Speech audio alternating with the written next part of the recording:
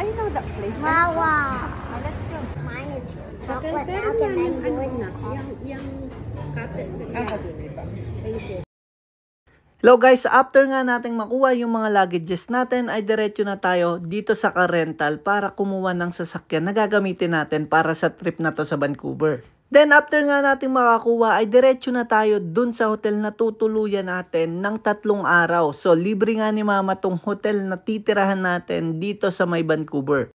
Pan Pacific nga yung hotel na pagstayan natin at medyo mahirap yung parking space kaya nga binaba ko na sila dun sa may entrance at ako na lang mag-isa yung humanap ng parking nung sasakyan natin. Nagkandaligaw-ligaw pa nga ako para hanapin sila dahil ito nga yung unang araw namin at napakalaki ng lugar.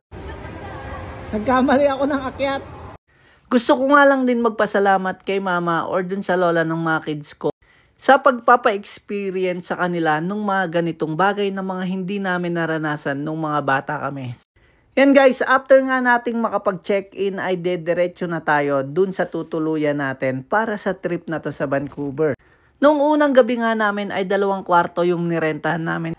Dahil hindi nga kami sigurado kung yung rooms are big enough for us para ma-accommodate kaming lahat. Kaya ang naging plano kinabukasan ay i-check out na lang namin yung isang room dahil nga alam namin na kaya o kasya naman kami sa 1 kwarto lang. Ang ganda. Parehas. Sabi ko nga kay mama, ba't 2 pa figure? Tingnan mo to. Iba to kasi may ganito. Doon sa kabila, iba. Tignan yung atin. Parang iba lang ang... Mas malaki tingnan yung atin. Ano? Oo. Mas sa kabila. Mas malaki. Mas malaki yung kabila. At dahil medyo late na nga, ipapakita ko muna sa inyo yung view from the hotel at syempre yung tutuluyan namin. Ito nga yung isang room, dito sila mama magstay at ito naman yung sa amin ni Mrs. Naihanda na nga namin yung 2 kids namin at nag-aayos na rin kami ni Mrs. para magpahinga. Inak nila yung ano nila ba?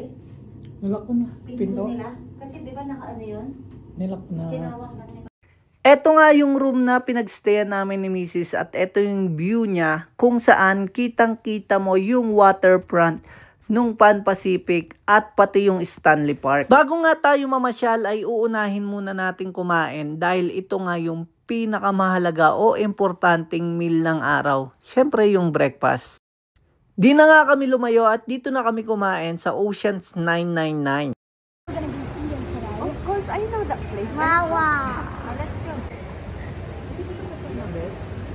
Dito kasi.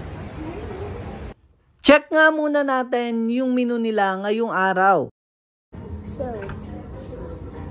Mommy, can we get...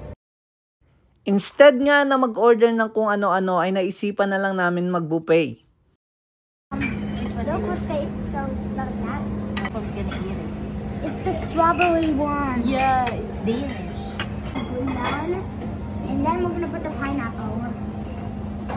Okay. Kuha nga muna tayo ng mga kakainin natin at kailangan nating sulitin to dahil yung presyo nga ng buffet nila ay $44 per adult at $22 naman per kid.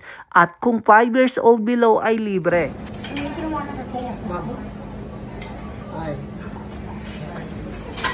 When you play, I'll eat that and you'll play that. Pagin po rito na. Mine is chocolate milk and then yours is coffee.